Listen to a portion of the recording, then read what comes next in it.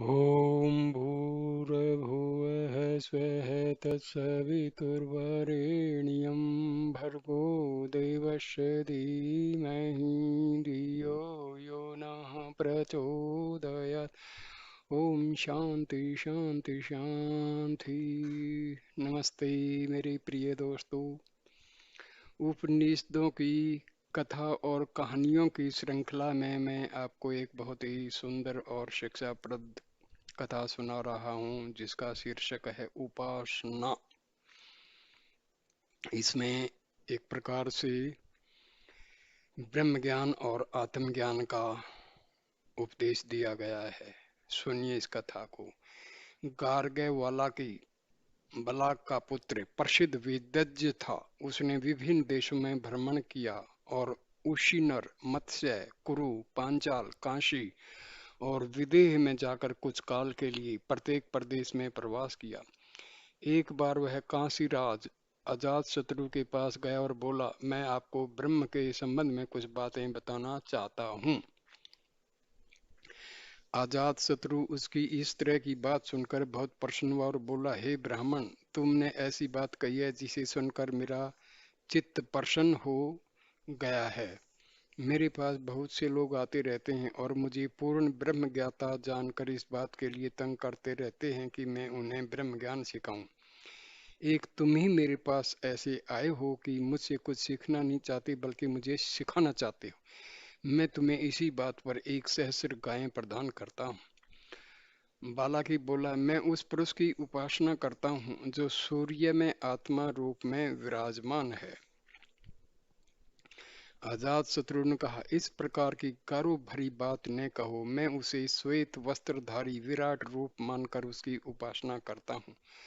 वह सबसे श्रेष्ठ और सब प्राणियों का सिर है। जो उसकी उपासना इस रूप में करता है वह सबसे श्रेष्ठ और प्राणियों का शीर्ष बन जाता है। बालाकी बोला, मैं उस पुरुष की उपासना करता हूँ जो चंद्रमा में आत्मा रूप में विराजमान है। अजात शत्रु ने कहा, इस प्रकार की गर्व भरी बातें न कहो।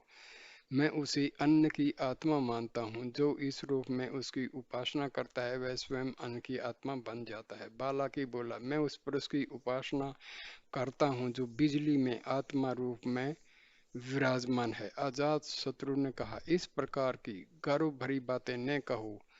मैं उसे सत्य की आत्मा मानता हूँ। जो उसकी उपासना इस रूप में करता है वह स्वयं सत्य की आत्मा बन जाता है। भलाकी बोला, मैं उस पुरुष की उपासना करता हूँ जो वज्र में आत्मा रूप में विद्यमान रहता है, विराजमान है। आजाद शत्रु ने कहा, इस प्रकार की गर्व भरी बातें न कहो। मैं उसे शब्द की आत्मा मानता हूँ।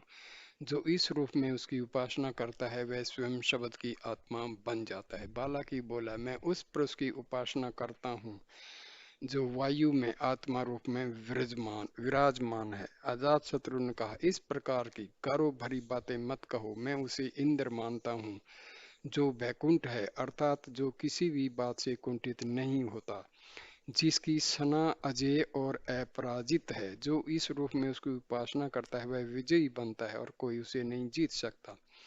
बालाकी बोला, मैं उस पुरुष की उपासना करता हूँ जो आकाश में आत्मा रूप में विराजमान है। अजात शत्रु ने कहा, इस प्रकार की गर्व भरी बातें मत कहो। मैं उसे पूर्ण और अप्रवृत्ति, चेष्टा या कामना से रहित ब्रह्म मानता हूँ।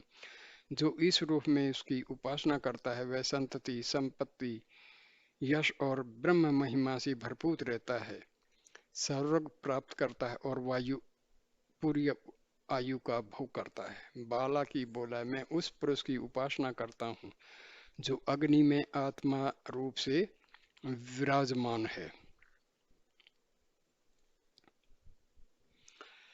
अजात शत्रु ने कहा, इस प्रकार की गर्व भरी बातें मत कहो। मैं उसे असहनीय रूप से आकर्षक मानता हूँ। जो इस रूप में उसकी उपासना करता है उसका आकर्षण असहनीय रूप से तीव्र हो उठता है। बालाकी बोला, मैं उस पुरुष की उपासना करता हूँ जो जल में आत्मा रूप में विराजमान है। अजात शत्रु ने कहा, इस प्रकार की गर्व भरी बातें मत कहो। मैं उसे तेज की आत्मा मानता हूँ।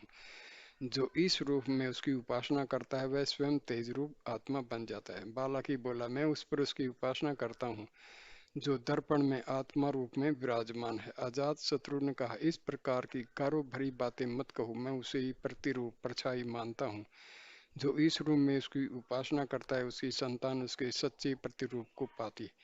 बालाकी बोला, मैं उस पुरुष की उपासना करता हूँ जो छाया में आत्मा रूप में विराजमान है। अजात शत्रु का, इस प्रकार की गर्व भरी बातें मत कहो, मैं उसी पुरुष का द्वितीय रूप और कभी अलग न होने वाला सहचर मानता हूँ। जो इस रूप में उसकी उपासना करता है, वह अपने द्वितीय रूप पत्नी द्वारा संतान प्राप्त करता है और स्वयं संतान द्वारा द्वितीय बन जाता है। बालाकी बोला, मैं उस पुरुष की उपासना करता हूँ जो प्रतिध्वनि में आत्मा रूप में विराजमान है।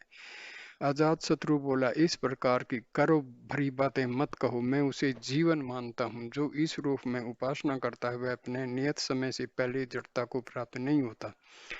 बालाकी बोला, मैं उसकी उपासना करता हूँ जो शब्द में आत्मा रूप में विराजमान है। अजात शत्रु ने कहा, इस प्रकार की करो भरी बातें मत कहो, मैं उसे मृत्यु मानता हूँ। जो इस रूप में उसकी उपासना करता है, वह अपने नियत समय से पहले नहीं मरता। बालाकी बोला, मैं उस सुप्त सोए हुए पुरुष की उपासना करता हूँ जो स्वप्न में विचरता रहता है। अजात शत्रु ने कहा, इस प्रकार की करो भरी बातें मत कहो, मैं उसे यमराज मानता हूँ। जो इस रूप में उसकी उपासना करता है, वह इस संपूर्ण जगत को अपने उपयोग के लिए अपने वश में रखने में समर्थ होता है। बालाकी बोला, मैं उस पुरुष की उपासना करता हूँ जो शरीर में आत्मा रूप से विराजमान है। आजाद शत्रुन का, इस प्रकार की कारो भरी बातें मत को, मैं उसे प्रजापति मानता हूँ। जो इस रूप में उसकी उपासना करता है, वह संतति, संपत्ति, यश और ब्रह्म महिमा से भरपूर होता है, स्वर्ग प्राप्त करता है और पूरी आयु का भोग करता है। बालाकी बोला, मैं उस पुरुष की उपासना करता हूँ जो दाहिनी आंख में आत्मा रूप में विराजमान है। अजात शत्रु ने कहा, इस प्रकार की कारो भरी बातें मत कहो, मैं उसे वाणी की आत्मा, अग्नि की आत्मा और ज्योति की आत्मा मानता हूँ। जो इस रूप में उसकी उपासना करता है, वह स्वयं इन सब की आत्मा बन जाता है। बालाकी बोला, मैं उस पुरुष की उपासना करता हूँ जो बाईं आंख में आत्मा रूप में विराजमान है। अजात शत्रु ने कहा, इस प्रकार की करो भरी बातें मत कहो, मैं उसे सत्य की आत्मा, बिजली की आत्मा और तेज की आत्मा मानता हूँ। जो इस रूप में उसकी उपासना करता है, वह स्वयं भी इन सब की आत्मा बन जाता है। बालाकी ने जब अजात शत्रु की इस प्रकार की ज्ञान भरी बातें सुनी तो उसका अहंकार ठंडा पड़ गया। उसे चुप रहते देखकर अजात शत्रु ने कहा, हे बालाकी, क्या तुम्हारे ज्ञान की सीमा यही तक है? बालाकी बोला, हाँ, मेरे ज्ञान की सीमा यहीं तक है। अजात शत्रु ने कहा, अकारण ही अपने ज्ञान पर गर्व करना उचित नहीं। तुम मुझे ब्रह्म ज्ञान बताने आए थे, जबकि तुम्हारा ज्ञान इतना सीमित था। सुनो, मैं तुम्हें ब्रह्म संबंधी ज्ञान बताता हूँ। हे बालाकी, जो इन सब भूतों का कारण है, संपूर्ण सृष्टि चक्र का जो करता है, वही पुरुष जानने योग्य है। बालाकी ने अजात शत्रु को उसी समय अपना शिक्षक मान लिया और नियमानुसार हाथ में यज्ञ काश लेकर बोला, आज से आप मेरे गुरु हुए और मैं शिष्य के रूप में आपकी सेवा करना चाहता हूँ। अजात शत्रु ने कहा, यह प्रकृति के विपरीत ही है कि एक अक्षत्रिय किसी ब्राह्मण को शिक्षा दे। फिर भी मैं जितना जानता हूँ तुम्हें अवश्य बताऊंगा।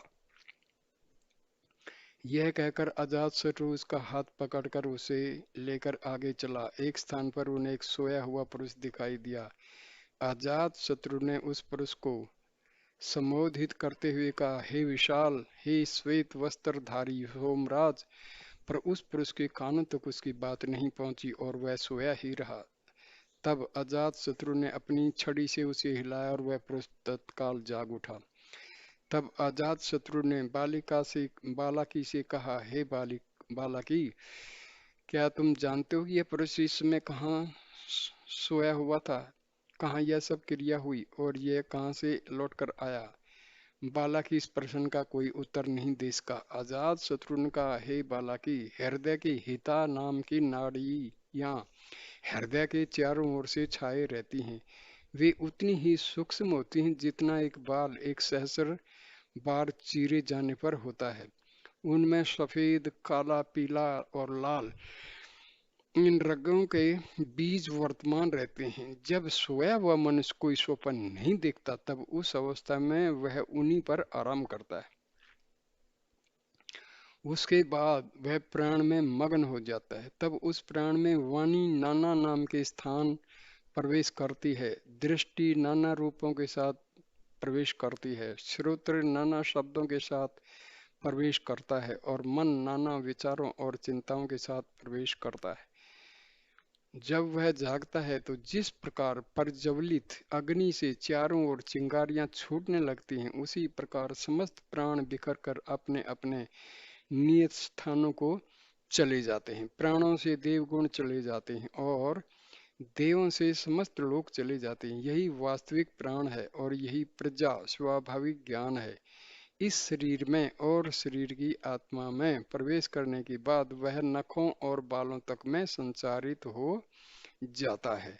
जिस प्रकार उस्तरा पेटी में रखा जाता है और अग्नि अपने स्थान में दावाग्नि की तरह वन में निहित रहती है, उसी प्रकार यह आत्मा भी प्राण में निहित रहती है और इस शरीर में प्रवेश करके बालों और नाखूनों में संचारित होती रहती है। जो छोटी आत्माएं हैं वे इस वृहत और मूल आत्मा पर उसी प्रकार निर्भर रहती हैं जिस प्रकार सारा कुटुंब जीविका के लिए गृह के स्वामी पर निर्भर रहता है।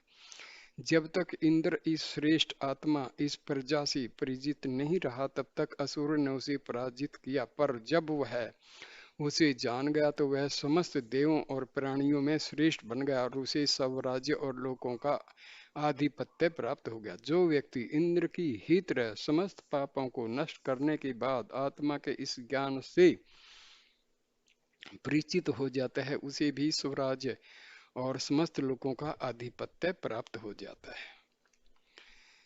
तो इस प्रकार कथा का समापन होता है।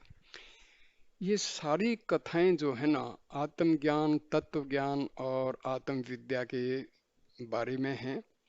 इनमें ऊपर से तो दिखाई दे रहा है कि शरीर के अंगों की कहानी कही जा रही है, लेकिन वास्तव में इनका बहुत ही तात्विक अर्थ है। कहने का मतलब यही है कि हमारा शरीर में जो कुछ भी है उसको संचालित करने की जो शक्तियां मिलती हैं वो हमारी आत्मा से ही मिलती हैं और आत्मा का साक्षात्कार ही हमारे जीवन का लक्ष्य है। मानव जीवन के 4 लक्ष्य हैं: धर्म, अर्थ, काम और मोक्ष। आज का जो मानव है उसने धर्म को, मतलब पहले हिस्सा धर्म और चौथा हिस्सा जो मोक्ष है उसको भुला दिया है। काम और जो है अर्थ में ही सारा जीवन बिता देते हैं। तो हमें चारों को समान रूप से लेकर चलना चाहिए। धर्म का भी, धर्म को भी जानो, पैसा कमाओ, धन दौलत कमाओ, अर्थ करो, संतान उत्पत्ति करो और मोक्ष के रास्ते पर भी चलो। तो ये हमारे जीवन के चारों जो उद्देश्य हैं उनकी पूर्ति के लिए चारों का ख्याल हमें अपने जीवन में रखना चाहिए।